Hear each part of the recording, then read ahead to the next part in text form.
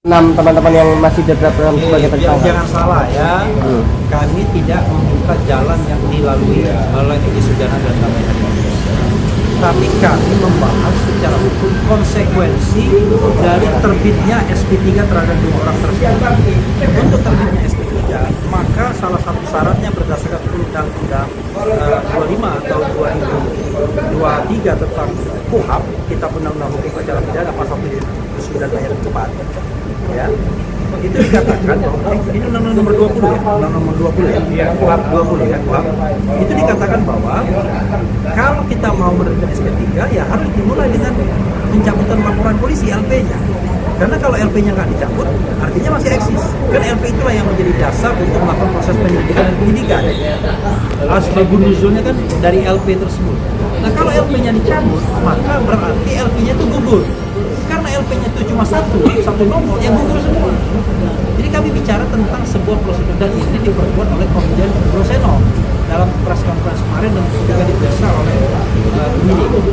Tapi itu baru satu alasan. Alasan yang utama kami adalah sesungguhnya kami sudah berkorespondensi dengan Irwasum yang mempermasalahkan penghentian penyelidikan yang kami anggap tidak fair sesungguhnya. Maka Irwasum pernah menjawab pada bulan Oktober bahwa mereka masih mengkaji, ya mengkonfirmasi dan lain sebagainya. Nah karena itu kami tagih. Jadi kasus ini belum selesai. Nah berdasarkan pendapat salah satu Profesor Dinsam, ya harusnya diselesaikan dulu masalah ijazahnya ini, ya kan? Barulah kalian misalnya mau bicara tentang fitnah, penghinaan, pencemaran nama baik.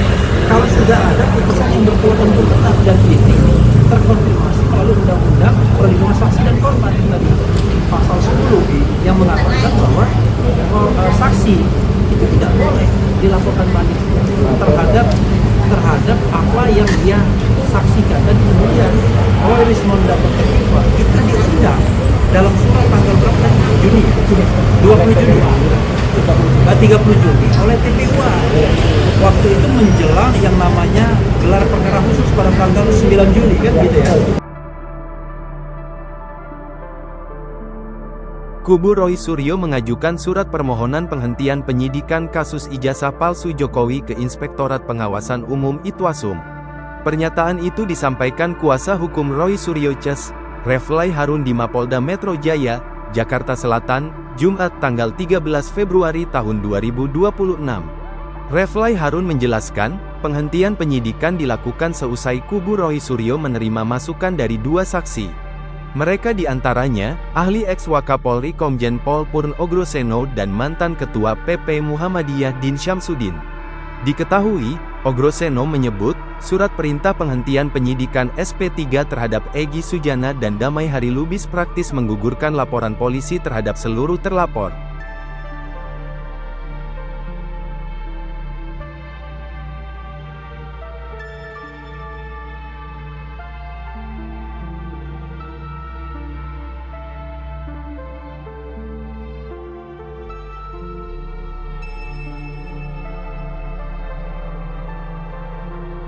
Kubu Roy Suryo mengajukan surat permohonan penghentian penyidikan kasus ijazah palsu Jokowi ke Inspektorat Pengawasan Umum Itwasum. Pernyataan itu disampaikan kuasa hukum Roy Suryo Ces, Reflay Harun di Mapolda Metro Jaya, Jakarta Selatan, Jumat tanggal 13 Februari tahun 2026. Reflay Harun menjelaskan, penghentian penyidikan dilakukan seusai kubu Roy Suryo menerima masukan dari 2 saksi. Mereka diantaranya, ahli ex-Wakapolri Komjen Pol Purn Ogroseno dan mantan Ketua PP Muhammadiyah Din Syamsuddin. Diketahui, Ogroseno menyebut, surat perintah penghentian penyidikan SP3 terhadap Egy Sujana dan Damai Hari Lubis praktis menggugurkan laporan polisi terhadap seluruh terlapor.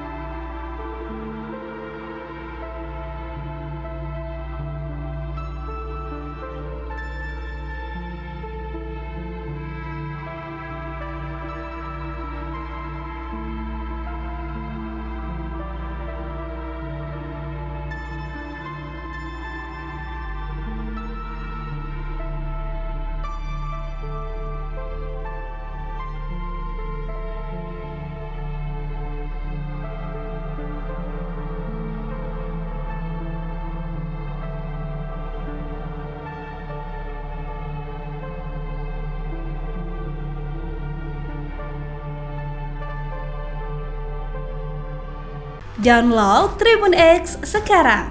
Menghadirkan lokal menjadi Indonesia.